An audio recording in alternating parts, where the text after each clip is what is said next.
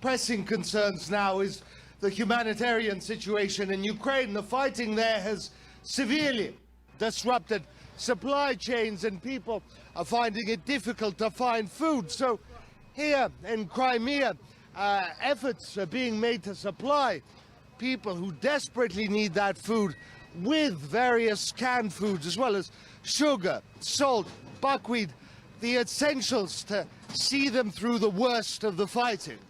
In all, more than 100 tons of desperately needed food, the delivery of which has fallen on Russia's emergency services. At stake are not only people's lives, but the goodwill of the population. The city of Melitopol, population 100,000.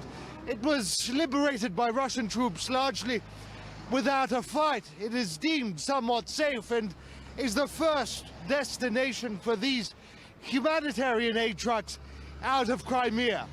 Russia's mission here is to liberate, not occupy, as stated by Putin himself. Within hours of delivery, thousands across the city headed for distribution points. Go to the stores, look around the city, and you'll understand why we're here.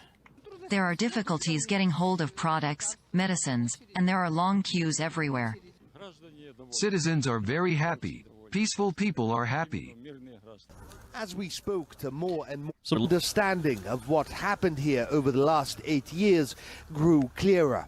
A violent ideological purge, a reign of terror by the nationalists and neo-Nazis, where any ideology but theirs, any positive opinion of Russia, was brutally suppressed. Murders, kidnappings, beatings, and threats abounded. While there wasn't all that much fighting here in Melitopol, that isn't to say there wasn't any. This Ukrainian T-64 reportedly tank was destroyed when it was caught by Russian units entering the city. It, along with a truck and apparently an armored personnel carrier, which were evidently blasted apart. The battle for Melitopol was brief and tame in comparison to other cities. The military's job here is done. The next phase isn't up to troops.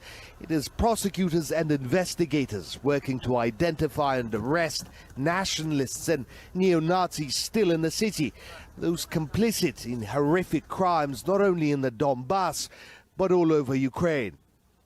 And as they work, we will learn the true scale of radical right-wing terror that gripped Ukraine for years.